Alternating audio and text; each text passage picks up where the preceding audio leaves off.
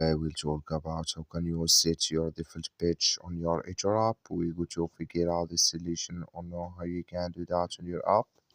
So you just follow these ways, then it's going to work with you. All you have to do, you just go here, you go above this sign, click on it.